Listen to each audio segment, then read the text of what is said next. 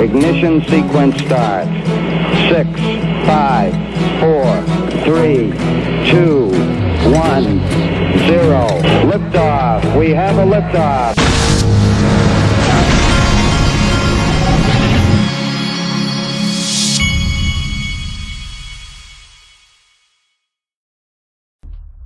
Hey everybody, this is the Digital Asset Investor, and I am being a tad bit quiet because I woke up early this morning and I was going to knock this video out, and there's still some people asleep.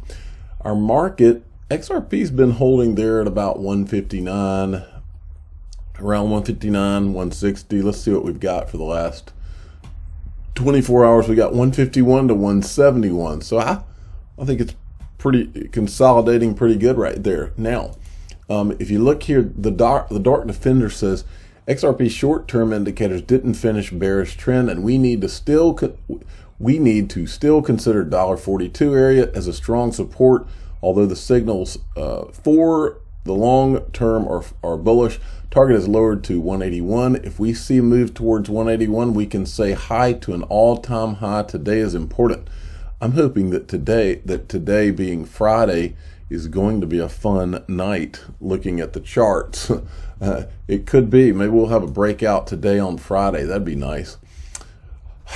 Okay, XRP, Crypto Wizard, he says closed on the doji today, whatever that is. Intraday chart was extremely volatile due to Bitcoin. However, this is temporary and nothing has changed in XRP's chart structure. And then Credible Crypto, yesterday he had tweeted bottom is probably in, send it.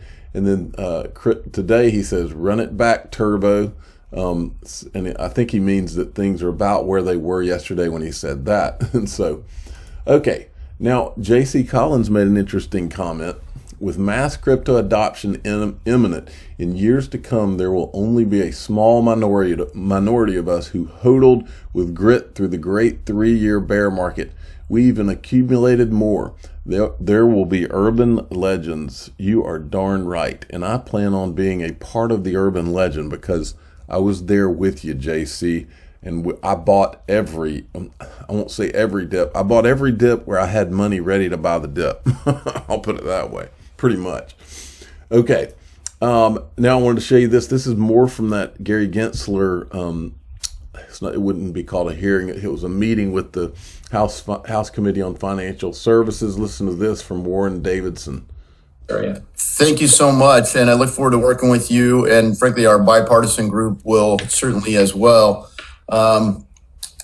Regulation by enforcement has been characteristic of this space. Obviously, XRP is a key case, but it'd be great to have a bright line test so that we wouldn't be dependent on so many enforcement actions or no action letters. So greatly appreciated. I see that, and I see them jump over XRP like that. God forbid they actually hold this guy to the fire and make him answer the question, because look, no matter what you think, positive or negative, about Gary Gensler, this guy has the power to drop this case yesterday, if he wanted to, but he did not. So now that's not to say that he has bad intentions, but the fact, Jack, is that he could have dropped this. If he thought that it was wrong, he could have dropped this on day one and gotten rid of this lawsuit. So either you got more in play, or he's carrying Jay Clayton's torch for him. It's one or the other. I hope that he's going to show us that he has good intentions, but I'm not convinced yet. Now, watch this. It's time to pay attention, folks. Listen up. Listen to what he says. What are you all doing to evaluate the potential use of blockchain to help speed up settlements? And I'll start with you, Chairman Gensler. So you're right that technology exists today to shorten settlement cycles, even maybe to the same day. I think there's a business model issue as to whether it's still netted, which has a lot of economic advantages. In terms of the underlying ledger technology itself, I would defer to Mr. Botson as to whether they find it's helpful to have a distributed shared ledger or sort of a single party ledger. And then what the role of the SEC would be is to ensure that whatever rules they're proposing as the resiliency and the important safety of a clearinghouse, because this is a systemically important clearinghouse. It's the largest, it's really the sole clearinghouse for equities. But I turn to Mr. Botson. Okay, there's a lot in there, but what I want to first remind you all, I've been saying it for a long time. I've been trotting out a lot of these people that were on social media, said a few things that sounded like there was a lot of smoke, maybe fire there. Then they disappeared. One of them was called Kendra Hill. One of the things that Kendra Hill, as well as another one that disappeared called Rachel Lee, that disappeared, they said over and over and over that it was not really about cross-border payments with Ripple. It was about derivatives, all the money. When you hear all the money, think derivatives. Also think DTCC. When you hear all the money, when you heard Evan Schwartz from Ripple talking about the ILP and he says all the money, that's derivatives. All the money is derivatives, okay? I think DTCC, I think it's like $1.6 quadrillion, okay? Now, so they're talking about settlements there with and anytime you hear settlement, that's when you start thinking about XRP too. Now, I'm going to come back to his video and play a part of it again. But Steve Goldbronson tweeted this out yesterday. And this is a clip where he's saying, they're talking about the settlement times, and they're talking about how it's system-wide risks and all that. So I went back and I remember who talked about systemic risk. This is Brianna Madigan from Ripple. Attribute of a healthy liquid market is really resilience. And that is getting at the ability for a market to recover from a significant systemic event. Okay. Well, I'm here to tell you folks, I believe the same thing. I believe that it was all about, I believe it's been about derivatives all along. I want to play for you one more time the end of this and what Gary Gensler says. Sort of a single party ledger. And then what the role of the SEC would be is to ensure that whatever rules they're proposing as the resiliency and the important safety of a clearinghouse, because this is a systemically important clearinghouse. There's that word again, systemic. Now, and I've told you 1,000 times, this all came from the financial crisis. I'm about to roll out a cast of characters in this play we're watching, and I do believe it's a play. So listen to what he says here at the end. The largest, it's really the sole clearinghouse for equities, but I turn to Mr. Botson. Now, when I heard him say, I'll turn to Mr. Bodson, I immediately recognized that name because I've made 2 to 3 videos a day for 3 years. We've talked about the Bodson guy that he's going to turn to. Who is the Bodson guy? Well, I typed in Michael Bodson, who is who he's talking about. And I typed in Michael Bodson in Ripple because I knew I remembered that name. And this is what came up. Michael Bodson is the CEO of the DTCC, okay? This is from 2016, the 2016 Blockchain Symposium. Opening remarks by Michael Bodson, DTCC President and CEO. You'll find another interesting thing here at the bottom, and it says, I'd like to start things off by welcoming my predecessor at DTCC and good friend Don Donahue, who now serves as president and CEO of Miranda Partners and as an advisor to distributed ledger technology company Ripple. Don will moderate the panel, separating hype from reality. Okay, so, and here's Donald Donahue, by the way. Welcome Advisor Don Donahue from Ripple, June 1st, 2015. And he was the former CEO of the DTCC. You know, these are all coincidences, right? So here's Don Donahue, and he's introducing this symposium.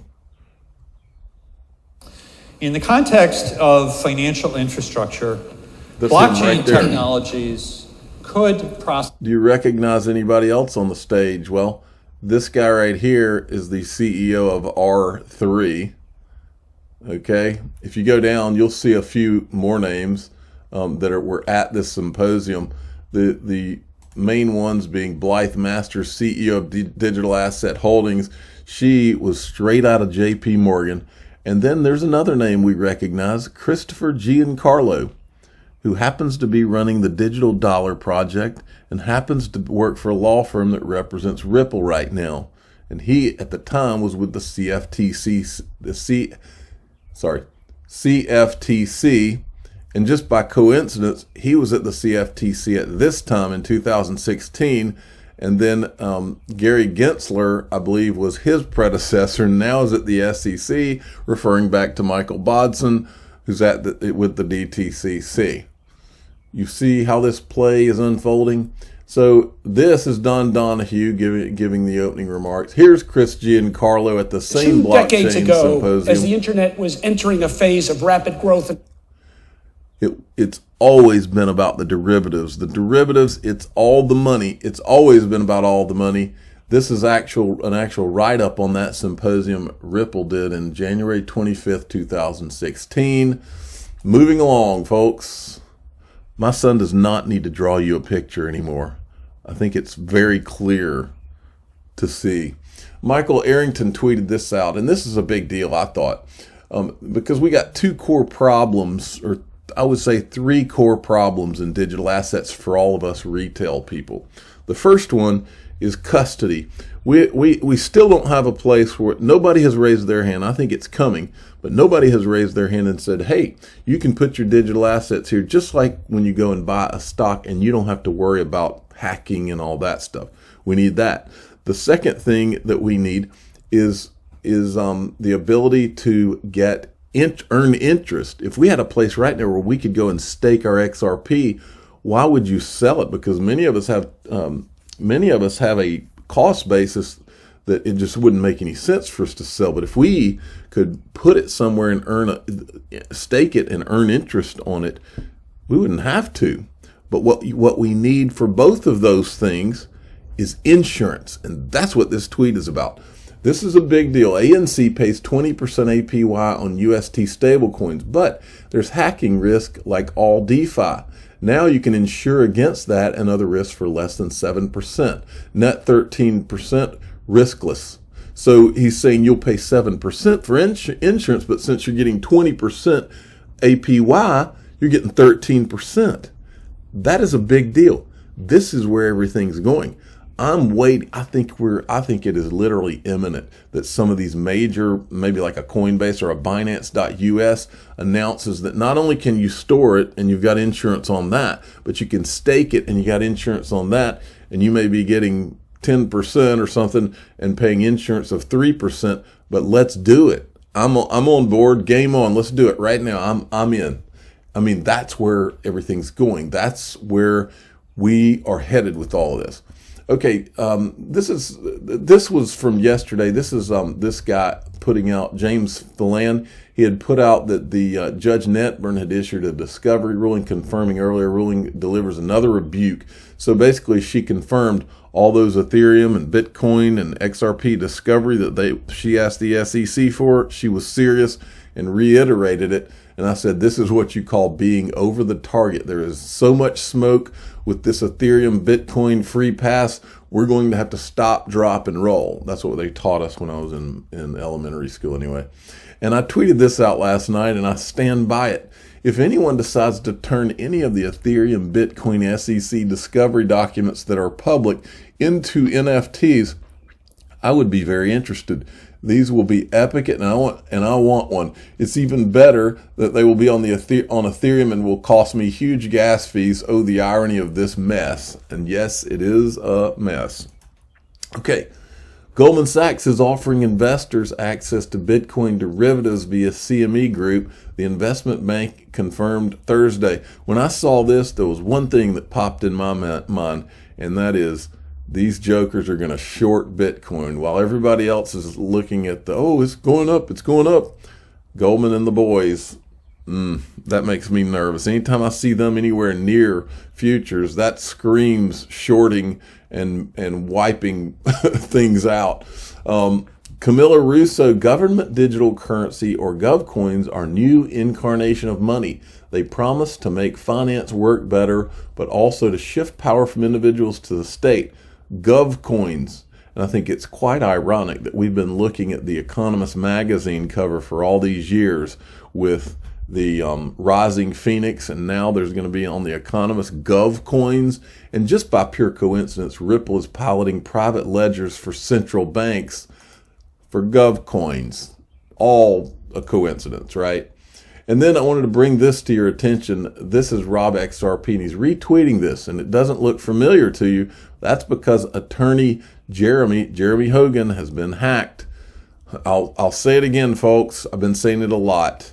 But any protection you can put on your computer to keep yourself from getting hacked, the hackers, they come out when these markets get like they are. They come out in force. You need to have an antivirus. You need to have a virtual private network. That's what this is, pure VPN. I put this in the description of this video.